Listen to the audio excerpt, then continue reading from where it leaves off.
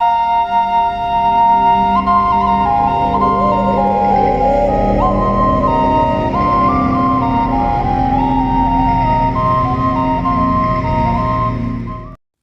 विष्णु का कल्कि अवतार अभी पृथ्वी पर अवतरित नहीं हुआ है।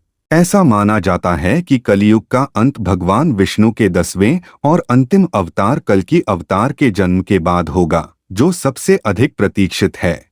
कल्कि दुनिया की अंतिम सफाई, मोक्ष प्रदान करने और सत्य युग की फिर से स्थापना करके दिव्य सत्य और पवित्रता के एक नए युग की शुरुआत का प्रतीक है। जैसा कि पुराणों में भविष्यवाणी की गई है, कल्कि अवतार भगवान विष्णु के अंतिम अवतार का प्रतिनिधित्व करता है, जो कलियुग के अंत की शुरुआत करता है, जो 4 चक्रीय युगों सत्य, त्रेता, द्वापर और कली में से अंतिम है, जो अस्तित्व के चल रहे चक्र को बनाते हैं। पौराणिक कथा के अनुसार कल्कि का उद्भव ऋषि भृगु द्वारा भगवान विष्णु को दिए गए श्राप के कारण हुआ, जिनकी पत्नी को देवताओं से असुरों की रक्षा करने के लिए विष्णु ने मार डाला था। क्रोधित भृगु ने भगवान विष्णु को मानव जन्म और प्रियजनों से अलगाव का दर्द सहने का श्राप दे दिया।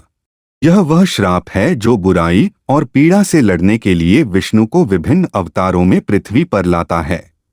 पुराणों के अनुसार कलियुग के अंत में भगवान विष्णु कल्कि रूप में अवतार लेंगे। सनातन धर्म का मानना है कि विष्णु कल्कि अवतार लेकर पृथ्वी से पापियों का विनाश करेंगे और उसे धर्म के मार्ग पर ले जाएंगे।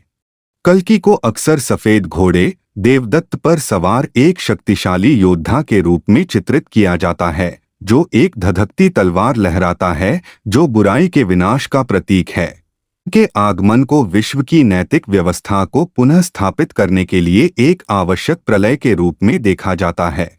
पौराणिक ग्रंथों में कल्कि का वर्णन अलग अलग है, जहां कुछ लोग उन्हें एक अदृश्य शक्ति के रूप में चित्रित करते हैं जो बुराई को नष्ट करती है, वहीं अन्य उन्हें एक दुर्जय व्यक्ति के रूप में चित्रित करते हैं जो उत्पीड़न करने वालों को नष्ट कर देता है। धार्मिक मान्यताओं के अनुसार कलियुग की शुरुआत 3102 ईसा पूर्व में हुई थी। कलियुग का पहला चरण भगवान कृष्ण के प्रस्थान के तुरंत बाद शुरू हुआ।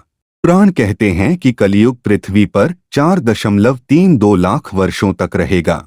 इसका मतलब है कि कलियुग के 5125 वर्ष पहले ही बीत चुके हैं और 2024 तक 4,26,875 वर्ष अभी भी शेष हैं।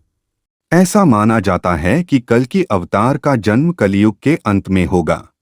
पुराणों के अनुसार भगवान विष्णु के 10वें अवतार का जन्म श्रावण मास के शुक्ल पक्ष की पंचमी तिथि को होगा। गुरु, सूर्य और चंद्रमा एक साथ पुष्य नक्षत्र में प्रवेश करेंगे। वह कलियुग के अंत और सत्ययुग की शुरुआत के बीच संक्रमण काल के दौरान प्रकट होंगे। कल्कि पुराण के अनुसार भगवान विष्णु का कल्कि अवतार वर्तमान उत्तर प्रदेश के संभल गांव में अवतरित होगा। यूपी के मुरादाबाद के पास एक शहर है संभल। यह जिला मुख्यालय शहर भी है, जहां पहले से ही एक कल्कि मंदिर है। श्रीमद् भागवत पुराण में कल्कि अवतार की विस्तृत कथा मिलती है, जिसमें बताया गया है कि उनका जन्म संभल में विष्णुशा नामक ब्राह्मण के यहाँ होगा। अग्नि पुराण के 16वें अध्याय में कल्कि अवतार को घोड़े पर सवार एक धनुर्धर के रूप में दर्शाया गया है। कल्कि देवदत्त नामक सफेद घोड़े पर सवार होकर आएंगे और पापियों का नाश करेंगे। यह अवतार 64 कलाओं से संपन्न होगा। उनके गुरु अमर भगवान परशुराम होंगे, जिनके मार्गदर्शन में कल्कि भगवान शिव का ध्यान करेंगे और अधर्म को समाप्त करने के लिए दिव्य शक्तियां प्राप्त करेंगे। कल्कि का मिशन पाप में लिप्त लोगों का विनाश करना और सत्य युग के पुनरुत्थान का मार्ग प्रशस्त करना होगा। कल्कि अवतार एक अवधारणा के रूप में एक दैवीय हस्तक्षेप की स्थायी मानवीय आकांक्षा का प्रतीक है, जो पीड़ा, अन्याय और नैतिक पतन का अंत करेगा। चाहे प्रतीकात्मक प्रतिनिधित्व के रूप में देखा जाए या शाब्दिक भविष्यवाणी के रूप में, कल्कि का विचार मुक्ति और शुद्ध दुनिया की सार्वभौमिक लालसा के साथ प्रतिध्वनित होता है। एक ऐसी दुनिया जहां धार्मिकता प्रबल होती है और मानवता दैवीय आदेश के साथ सद्भाव में रहती है।